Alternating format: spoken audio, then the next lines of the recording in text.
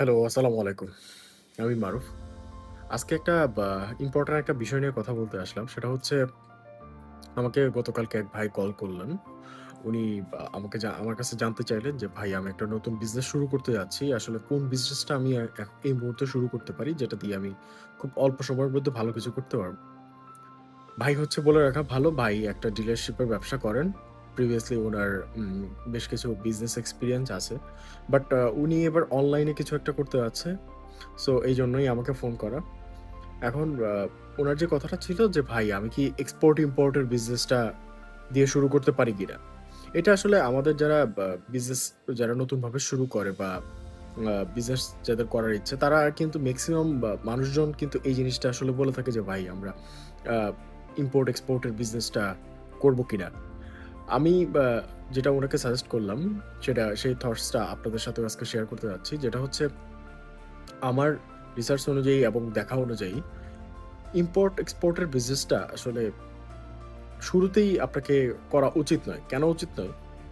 আপনার আগে প্রোডাক্ট নির্বাচন করা উচিত। আপনার প্রোডাক্টের সম্পর্কে ডিটেইলস ধারণা থাকা উচিত।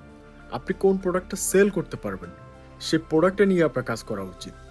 তারপর সেটা আপনি বাংলাদেশে কিরকম রেটে পাচ্ছেন, সেটা আপনি বাইরে থেকে যদি বাল্ক আকারে আনেন, সেখানে আপনি কি রেট পাচ্ছেন এবং সেটা দিয়ে আপনি মার্কেটে আপনি সেটা সেল করার মতো আপনার এবিলিটি আছে কিনা?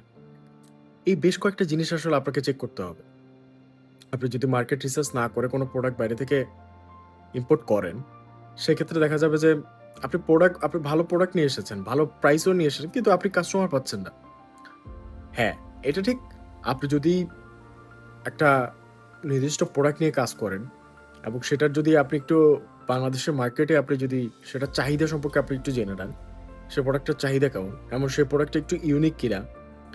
সো আপনি ওই মার্কেটটা কিন্তু ধরতে পারবেন চাইলেই।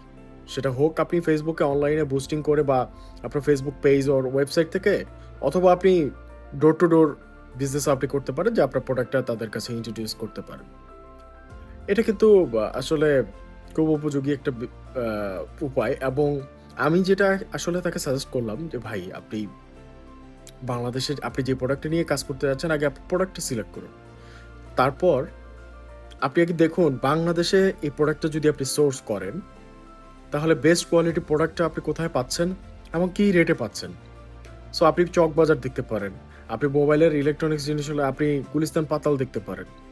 সো এই বেশ কিছু জায়গা ঘুরে, ঘুরে আপনি যখন দেখবেন, আপনি যখন আইডিয়া হবে, তখন আপনি বুঝবেন যে আসলে আপনার প্রোডাক্টটা কি বাইরে থেকে সোর্স করা উচিত, না দেশ থেকেই আপনার প্রোডাক্টটা সোর্স করে আপনার বায়ারকে দেওয়া উচিত। সো ফার্স্ট এ আপনি ইম্পোর্ট এক্সপোর্ট এর বিজনেস শুরু করার আগে আপনি এই বেশ কয়েকটা জিনিস আপনি আগে মার্কেটে দেখুন, নিজে রিসার্চ করুন। আপনার সেই প্রোডাক্টটা বিক্রি করার এবিলিটি আছে কিনা, আপনি বিক্রি করতে পারবেন কিনা, সেটাও আপনি চেক করুন। অল্প দিয়ে শুরু করুন। ১ম এই বাল্ক অ্যামাউন্ট এনে আপনি পরে সেল করতে না পারলে আপনি হতাশ হয়ে যাবেন। সো অল্প থেকে শুরু করুন। আপনি যখন আস্তে, আস্তে আপনার চাহিদা বাড়বে, আপনি তখন বাল্ক আকারে বাইরে থেকে আনার চিন্তাভাবনা করুন। ভালো থাকবেন। আসসালামু আলাইকুম।